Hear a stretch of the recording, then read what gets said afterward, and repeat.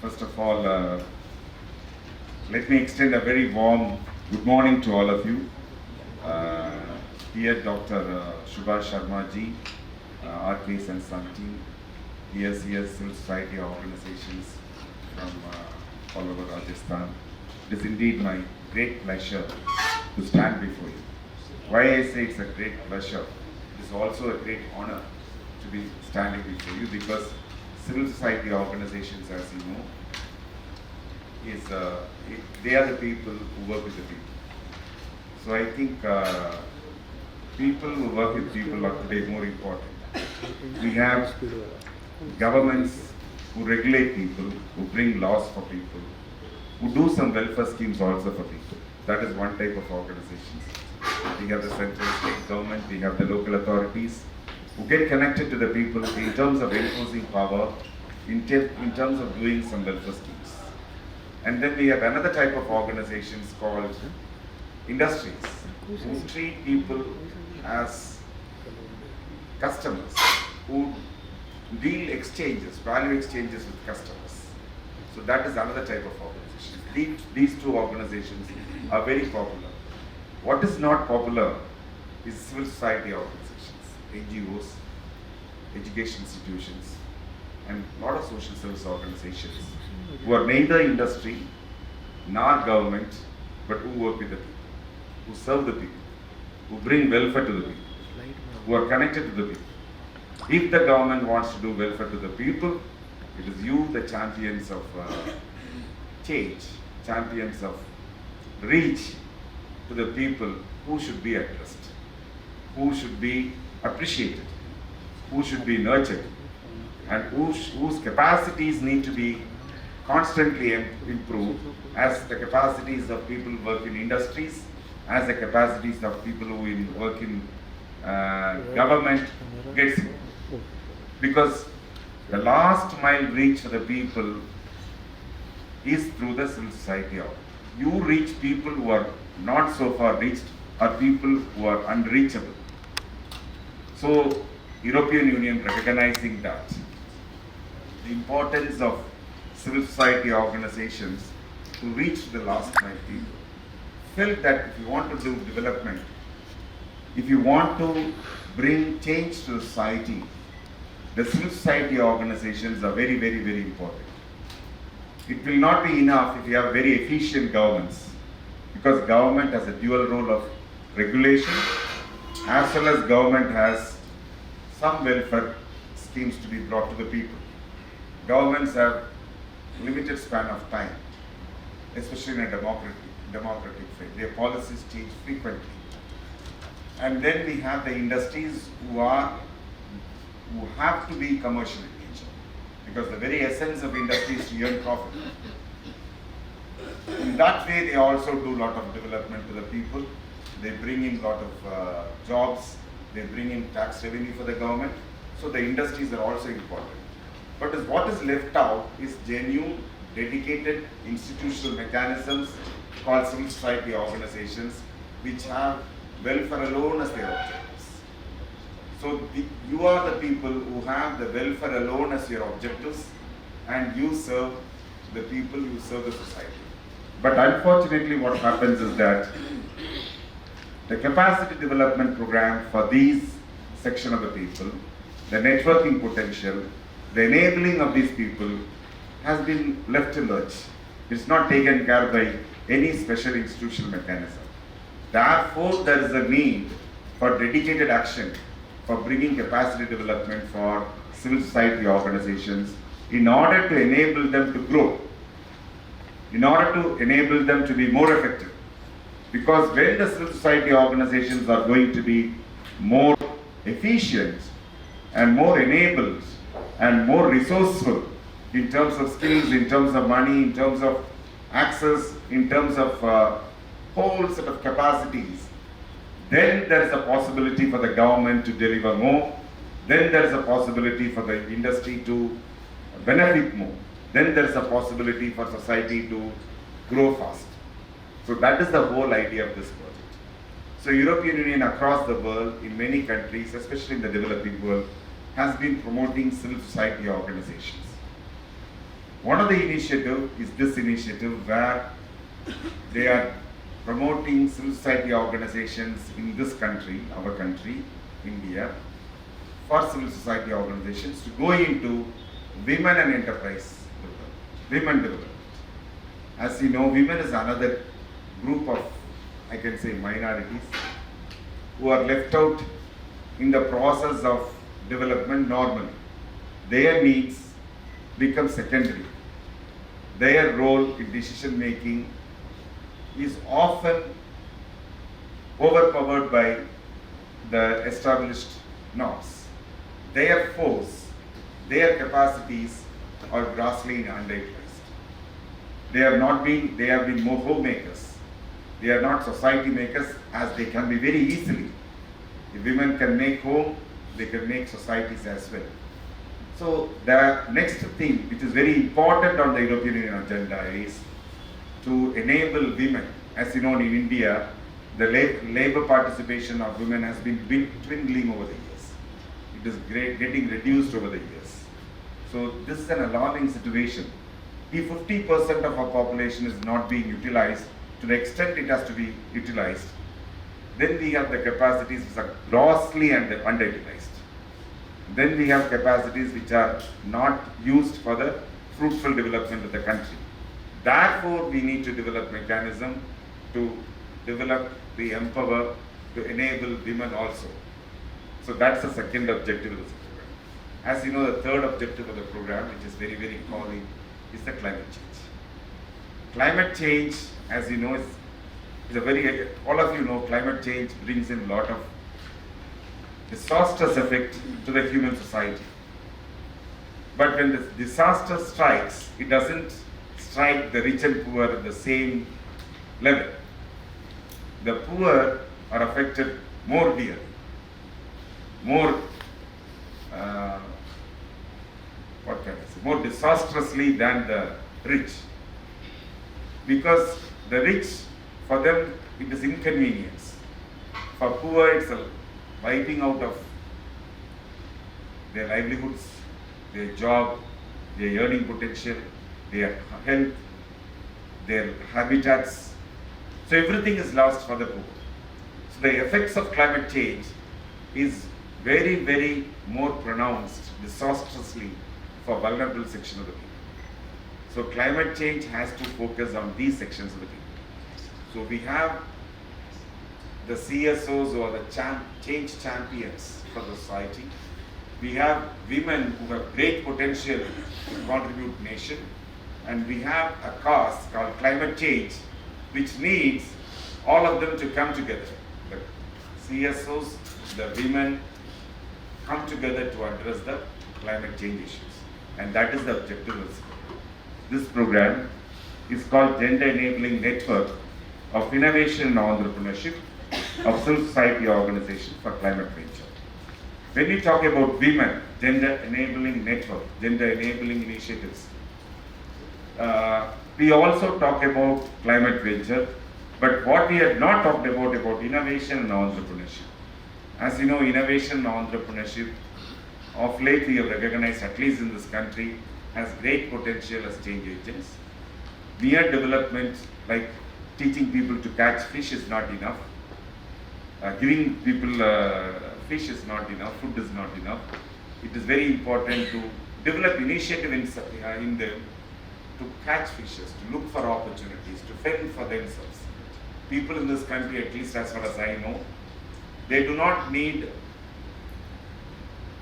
freebies. They do not need charity.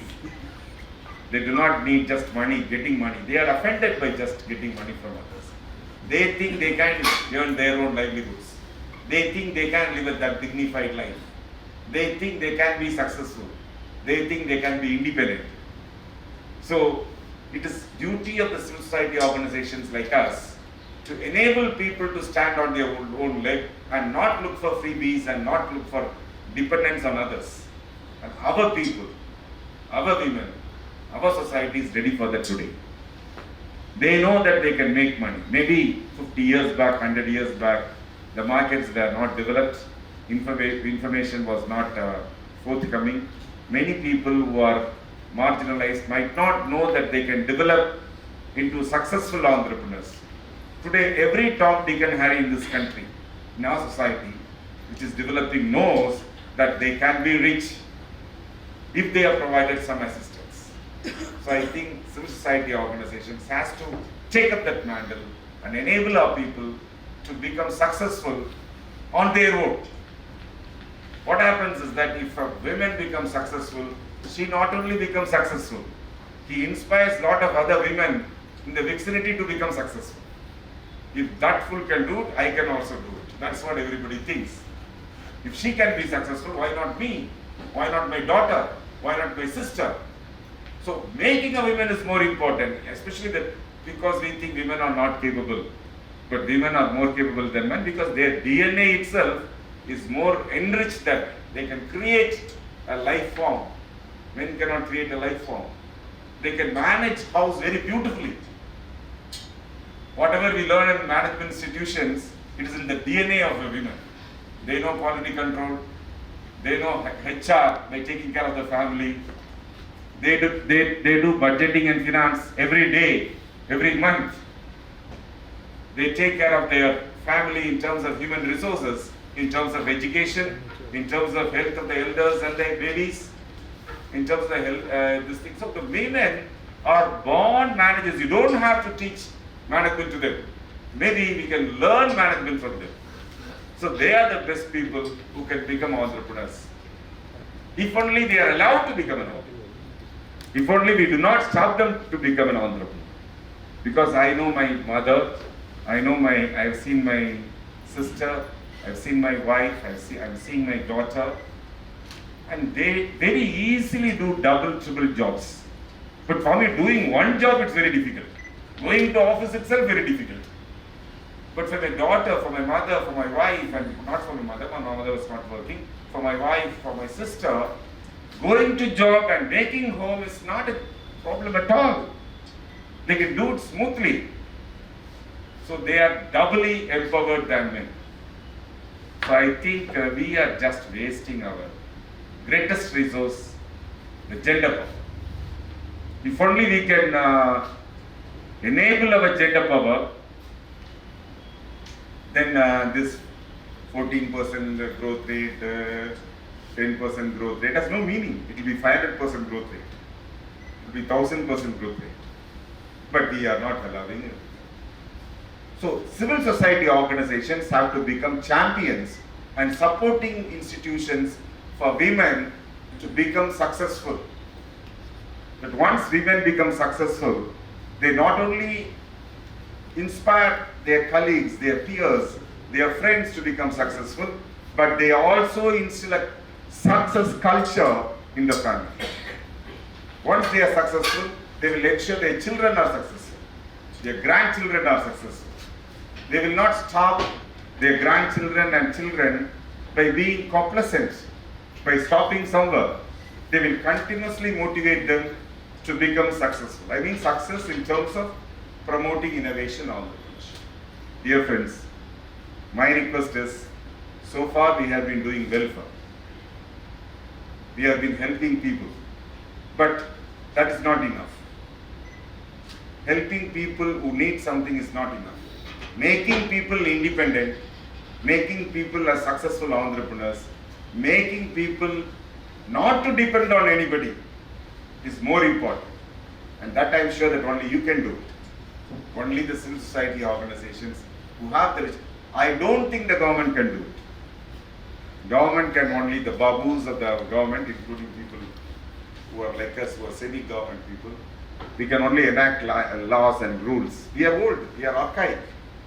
We are the icons of the past. And the industry, they have their own objectives, which is to earn money, grow. They can't do it. They cannot make people successful. You can only make people successful. And I know all of you must be worried. Making ourselves successful is itself a big problem. Today, running a civil society organization is no joke. It is a very tough call. It is very difficult to run a civil society organizations today. because you'll have to make the ends meet, constantly look for resources, and off late you'll have to also satisfy some unreasonable regulations on our part, be it in FCRA and other areas. We have a lot of other challenges as well. And we have very dwindling resources. We do not have a lot of resources, but the competition between the civil society organizations are very big. For the same budget, there are more organizations who compete today. So there are a lot of problems for the CSOs to exist. But how do we make them, unless otherwise we become very successful, how do we make our own clients successful? That is a question in all of our minds. But the answer, I think, is not very difficult to this thing. The easiest thing is to create a win-win situations where you can create very successful cases of women becoming successful. That will bring in lot of resources to us. The future, I would like to request you, the future is not grant-based finance alone. Grant-based finance has limited use. We'll have to look at other forms of finance where we'll have to blend various forms of finance to help enterprises grow and grow along with them. We have come to the age of using many forms of funds to facilitate welfare, to facilitate growth, to facilitate development. And innovation entrepreneurship is the best vehicle to do it. I think we will discuss how to do it, and we are with you. TREC-STEP is very proud to be with you, because we are very thankful for two people here. One is the European Union, who gave us this chance amidst a very tough global competition. We were grateful that we were able to make this, and they were able to provide some resources. First of all, to meet with you, to talk to you, and maybe very closely work with you in the future. The second person I am very thankful is Dr. Subhash Sharma ji. We have been associated for the last 2 decades through Ministry of Science and Technology and other programs. I know the quality of work he is trying to do amidst challenges, and I am very proud of him as a friend. He has delivered value to the Department of Science and Technology, and he has delivered to us in the earlier UNDP project. I am very happy to be associated with him. Sir, I am very happy to be associated with RK sir also. I am sure that you had connected us to new friends, new CSOs. That is a very refreshing thing. We are working in 8 states under this project: Tamil Nadu, Kerala, Maharashtra, Gujarat, Rajasthan, West Bengal, and UP. Tamil Nadu, Kerala, Karnataka, Maharashtra, Gujarat, Rajasthan, UP, and West Bengal, 8 states. We have nearly 430 civil society organizations on board who have signed MOU with us to come together in the area of working in women, innovation, entrepreneurship, and climate, because we think these areas, women, gender development, innovation, entrepreneurship, and climate, are the future areas of growth for us, and future areas where we can reach lot of dividends for the development for our society also. They are strategically very important area. So therefore, working in this area will be very productive, not only for civil society organizations, but also it will be very productive for the society. It will be very productive for society first of all, and CSOs will get adequate opportunities to work smoothly. More resources will be available. Only thing is, we need to reorient towards this. We'll have to reorient our thinking, because we are people who are meeting lot of problems every day and day. We do not get opportunities to develop ourselves. So we need to bring in experts from outside world to interact with us and see how the world is changing. I am sure that all of you are very qualified people, all of you are educated people. Only thing is, we need to open our windows and doors for fresh ideas, fresh knowledge to come in from other sectors, so that we can serve better. In this project, what we are doing is, we are bringing together a network of civil society organizations across India, and we are bringing together experts from various areas, experts from various management institutes, experts from various legal firms, experts from various policy-making governmental bodies, experts from various development organizations, and experts in civil society organizations to interact with us, to provide us new capacities, to provide us an opportunity to reorient our thinking to the changing world. Because we are, sometimes what happens is when we are confined to our own area, we do not know what is happening in other areas, what other people are doing. For me, the greatest lessons were what I learned abroad, because only when I go abroad I will be seeing an entirely new environment. In India we know what you are doing. So when you step out of your environment, we can see new things. That will trigger our brains. There is no need for you to learn anything new in terms of the basics, but there is always a need for you to reorient towards the changing world. For example, today metaverse is another area, AR, VR is another area, which is bringing a virtual reality. For example, in our own lifetimes we have seen reality is different from virtual. So now, what has happened? The last 5-10 years, the virtual thing has become more real, and the real thing has become virtual. So unless otherwise we reorient towards this world, we will not be able to maximize our profit. We will be left behind. And if we are left behind, our clientage, the society will be left behind. Therefore, it is very important to develop the capacities of the program. That is the aim of the project. The third thing is, we can collectively come together and have a better access, reach, and bargaining capacities for bringing more resources. That I think is the central thing why I am here. I reached here yesterday 12 o'clock. I have another program at TREC, which is near Cape Comorin, the southernmost tip of the country, tomorrow. So I'll have to be traveling all night by train and mornings by 2 flights and a train to reach out here. I came here. I know that Subhash ji would be very capable of addressing all your needs. But then I came here because we are in a mission to create a future here along with you. We want to create a network of institutions who will be able to jointly access resources. If we individually access resources, there is a limitation. Because the investors will not be able to validate, will not be able to justify their commitments to a project. But if it is a group of institutions which are coming together with a variety of knowledge, then they have, I have seen, then they have better conviction to fund these collective projects. We will be in a better platform to talk.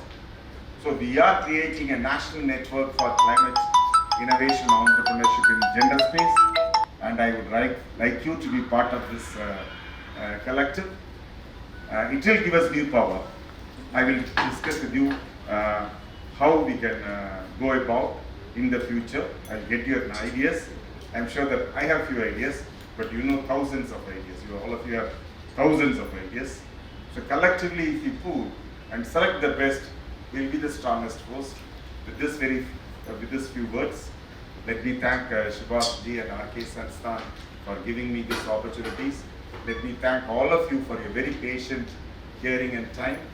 With this, I am honored to inaugurate this capacity development program for the CSOs from Rajasthan. Thank you very much.